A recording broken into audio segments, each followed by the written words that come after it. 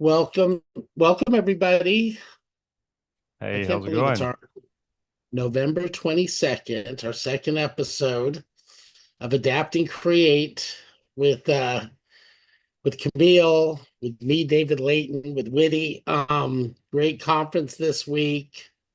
But what I was inspired, Camille, which I'm not sure is not 100% true. So I'm going to ask you to turn around during our session here your six-handed image with the arms, because I feel like you get so much done with all your great posts and all the research you're doing. You must have, you know, You three want to other show it? hands You want me to total. send it to you? Yeah, show it. Let's see.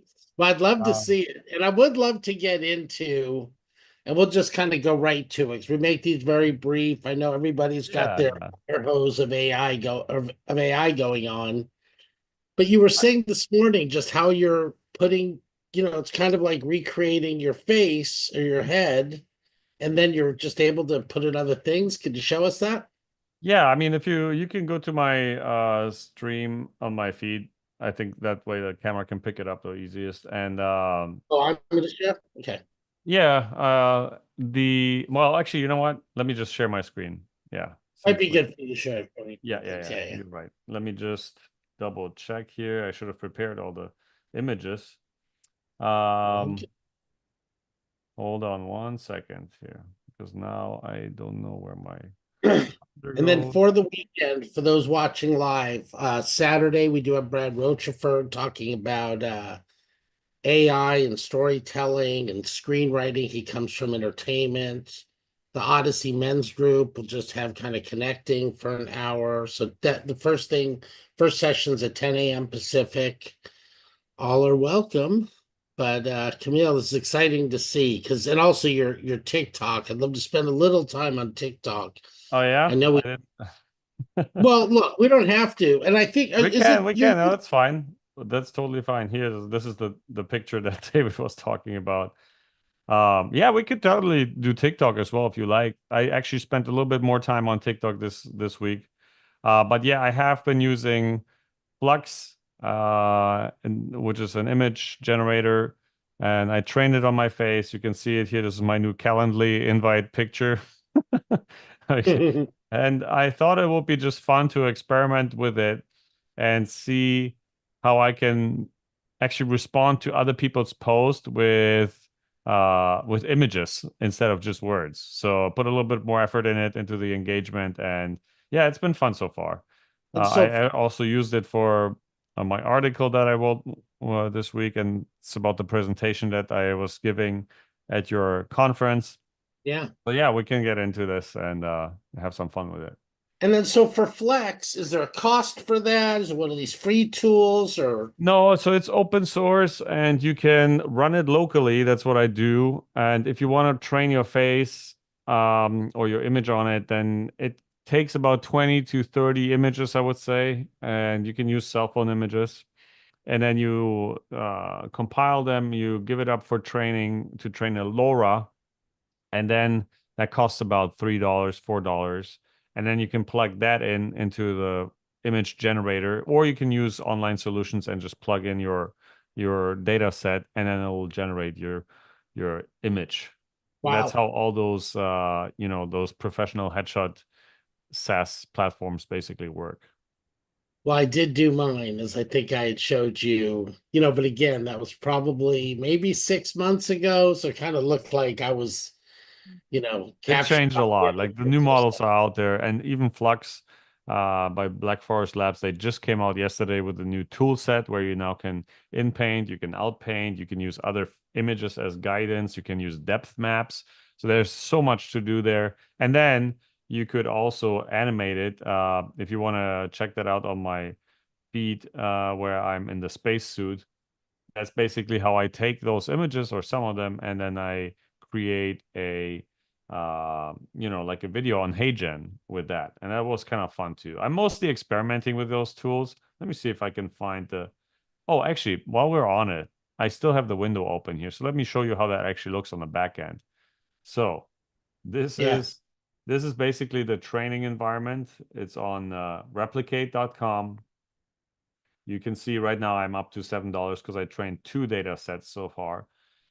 You have to put a you have to there's some videos on that how to do that, so you can definitely find that out. And then later when you're done, you can actually create images on that platform as well, and it costs you about 4 cents an image to create. So here I just wanted to have me. That was the first time I tried it. Some of them are better, some of them are worse.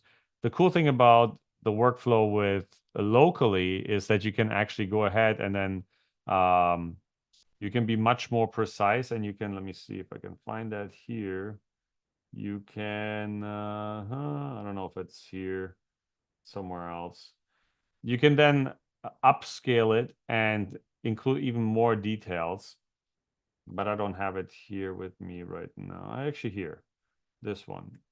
You can see that my face is much more, I mean, I can see that my face is much more closer to reality. But yeah. What Right. was the other thing I And wanted to you're show? referring to the picture of you in the spacesuit? That was the one that was showing. Yes. Okay. Yeah. I'm talking about my face, obviously. I am not an astronaut. Yeah. What? Oh my God. Okay, so let me share your LinkedIn feed because I think, as we started the show, and Yeah. again, this is the second week, so we'd love to hear from anybody listening. What would you like to see? I told Camille it's like I'm trying to keep up with all the amazing things he's doing. Oops, let me just make Yeah, I'm this primarily sharing on LinkedIn, although this week I have to say I did share a little bit more on Instagram, on TikTok, because it just I don't want to crowd my feed too much, but it's just it is what it is. Yeah, right, here you can see the image that I generated with HeyGen with many images. right. Um, and I added the voice and a little bit of sound effects, and it basically depicts 4 stages of AI adoption, with me being on 4 different types of vehicles, each one of them more powerful than the last one, as a little metaphor.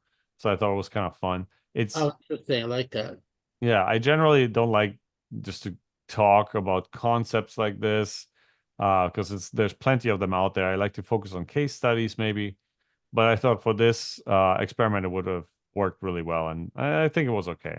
Yeah. And what is your post impressions number? Like I've got mine, I'm not doing as much content as you, but if you click on your name, you'll see post imp or just on your name. Um, I just Curious. started posting what, like 2, 3 weeks ago, so right now it's like 14,000. So it's Yeah, so I mean, that's good, right? And I think, yeah. I I mean, mean, what I like to see is that the trend is going up, and that's definitely the case.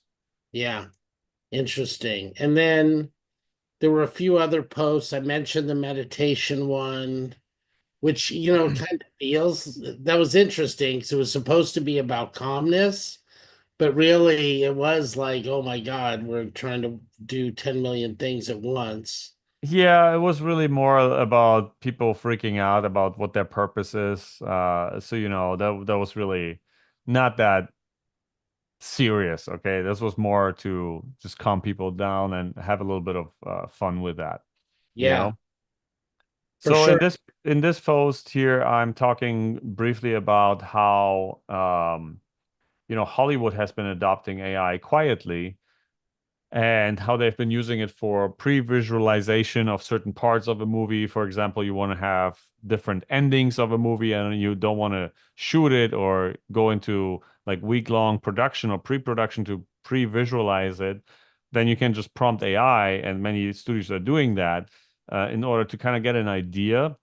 And I think that by next summer, there's going to be the first um, AI first type of movie studio that's going to make it big. I know that Lionsgate is already working with Runway, I think, on their own type of AI implementation. So, especially when it comes to B-roll and all those types of things, that's where AI is going to hit the big screens first.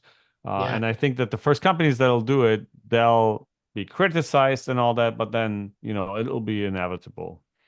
for sure. And I think if we think about all the people that work in those industries, and now that we're going to be moving the Hollywood Film Festival community into WITI, how can Mm. we really help those people, right? Because the humans do have that creativity that they can leverage, but they Right. have to leverage the AI tools as well. Yeah. Now, we already went over your Yeah. Maestro post last week, but I thought No, this one, that's this week. That was what I was talking about at your oh, the event. Maestro post is, these Yeah. timelines in I AI. know, I know. A lot of stuff here. So that's actually the heart of this week, I would say. It's basically where I pose the theory that, we're all basically getting an upgrade or a promotion that we never asked for, which goes from us executing tasks to actually directing AI to execute tasks for us so that we can focus on higher level thinking in our workplace. And that stemmed from the quote that I always hear and I can't hear it anymore. AI won't replace you, but someone using AI will. So what does that actually mean, using AI? And so that directing part is what I think is using AI. And in order to really efficiently direct, I explored three critical skills. If you want to go down to the diagram, the Venn diagram that I posted there, and those are the three skills which I think are adaptability, critical thinking, and storytelling. Adaptability isn't just about learning every new tool. It's more like becoming a good cook that can create a meal from whatever ingredients are available because they understand the principles, not just the procedures. Then the second one is critical thinking because we will have AI and already have an AI that can analyze thousands of data points in seconds. The value comes from actually making sense of it. Yeah, And just like the difference between a film director and the camera that's capturing everything. Okay. And then the third one is the storytelling part, because with all this, you still need to um, make those insights that the AI generates and that you select to generate. You need to make them matter to others. So that's where great storytelling comes in, because storytellers can turn data into decisions and possibilities into plans and so forth. Okay, so that's why I think that if you have those three skills, I think you're kind of future proofing yourself. And I listed a couple of books on that article below that I think people should kind of check out if they're interested in improving that. Go further down. You see the yeah, books listed right there. So yeah, right. for everybody who wants to see that, read the article, feel free to check it out. You can maybe share it with the video. I would love to Yeah, hear people's opinion on that. we'll put it in the thread for sure. And I was thinking too, through your work with Jim Quick, where it really is about exercising the brain and critical thinking. And I don't know, I guess I feel like I've been I can do shortcuts very easy with AI. Am I dumbing myself down? Do I need to do extra brain exercises now just to stay sharp? I think there could be some things where we may want to introduce Jim's content into the Witty community or into just what we're doing together as we train AI, right? Because I think we also better exercise that brain, or we could all be in trouble as the human. Yeah, I mean, that's where adaptability comes in. It's all about staying a lifelong learner and being excited about learning, because we're not in a linear time anymore. It's all exponential now. And the things that we learn today might be irrelevant in a year, you know? Totally, totally. One article I picked up yesterday, Camille, we haven't had a chance to Hmm. discuss yet, is we hear this term agentic all the time. So I said, where did that word even come from? Very recent, right? This was beginning of 2019 when Albert Bandura, who published the cognitive theory, an agentic perspective, describes agentic people as self-organizing, proactive, self-reflective, self-regulating, and times changing. Right now, this was a couple of years before OpenAI released ChatGPT, and we've kind of had this storm of AI. But I just thought that was interesting, right? Because now that term's really being used quite a bit. So as we are now, and I did, spoke to a friend this morning who's at one of the Fortune 100 companies, and And I said, oh, with AI, are they giving you, are they creating agents for you? Are they showing you how to do it? Are they letting you see still that, oh, we're going through some trainings and stuff, right? And as we see some of the bigger vendors like Microsoft, I think is the biggest one that's just piggybacking on their enterprise software, so Copilot. And Mm, they're kind of letting their people, I'm sure use it for certain things, but I don't know that they're empowering them enough as they move forward in their careers. right. I I think mean, in they're the end, it's all going to be up to you to do that as well, right? right. It's going to Totally. be difficult. Here another, light post here. How to recognize an AI image. You can see in the red circles, right? That's what you have to pay attention to. Right.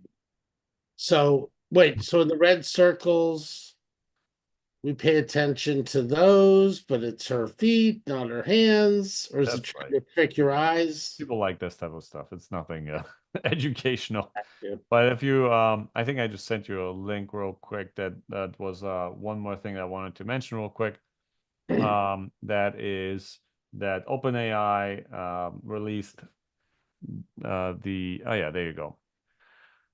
That ChatGPT now can help you code a little bit more than it could before on the desktop because it kind of integrates with VS Code, Xcode, Terminal, and others.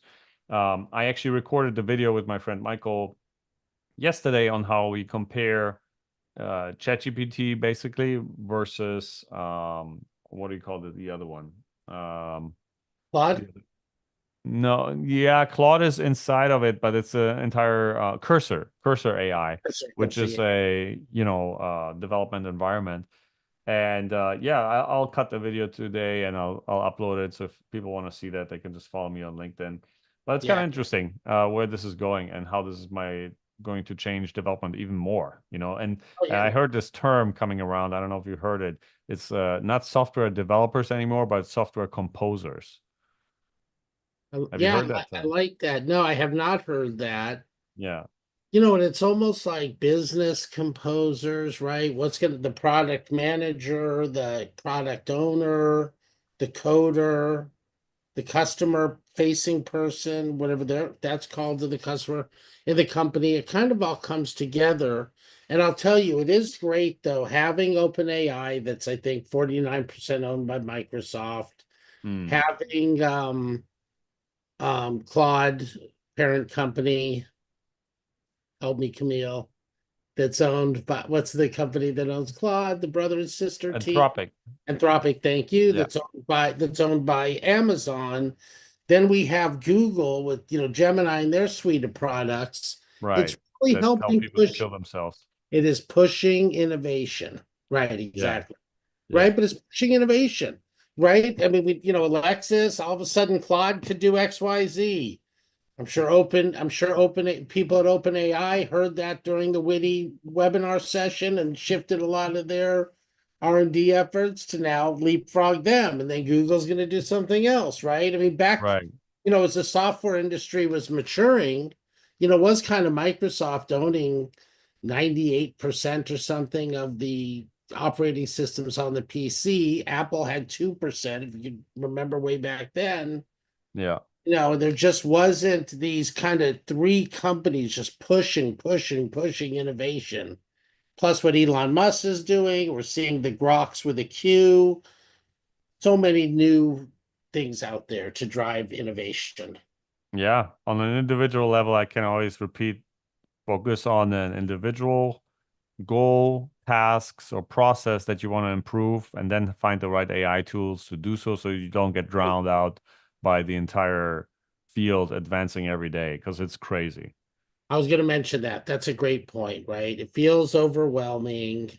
I was at the my local miners hardware store yesterday, and when it's a person who was frustrated, wasn't native California or native US, and was speaking a different language and trying to help the person understand what he was looking for to fix the carburetor on one of his tools. I simply took a picture of it, asked ChatGPT to say, where can tell this person in Spanish where he can find this part, right? So just, Nice. I went to Yeah. them. If I went to them, let me show you AI. They would have, right? Or Yeah. you have to learn all this And stuff. And sometimes it's those little things, you know, huh, it's really great at that. One thing that I can just mention that kind of blew me in my mind on the low end, low key blew my mind, I guess people say. I was using the voice model, ChatGPT voice model, to teach me, my wife, and my daughter how to play a board game that we haven't played before. And it was mm, amazing because you can ask it dynamically. It gives you much more contextual answers than just, oh, look at the look what's written in the manual, right? So sometimes you come across those situations that are not mentioned at all in the manual, but you still think like, oh, maybe I should do it, maybe it's not allowed, and it was able to answer everything, and it got us up to speed just like that, which was fantastic. yeah. Amazing, right? Board games. I was just thinking chess as you were talking, poker, some of these other things. How are these, bots being used for that? Not Yeah, just right. I just think it's a whole new generation of AI. it's gonna be interesting. We're gonna continue. We will put we'll tag you into all the different places. Thank you again, Camille, for Thank closing you. out the summit with so much amazing info. I'm still getting, pings about it, and we It will was get fun. that. We'll get that posted online. We'll have more things for 2025 coming up. I think it's now, right again. It's Thanksgiving next week. Hmm. Then there's the month. I mean, 2025, we'll be at CES the first week, and it's just going to be 2025 is going to be like 5 years, I think, within 1 year, Hmm. right? Yeah, Because it's gonna be a lot. much I exactly. can see it. Yeah, totally. Okay, everybody, What a have a time to be good alive, huh? exactly.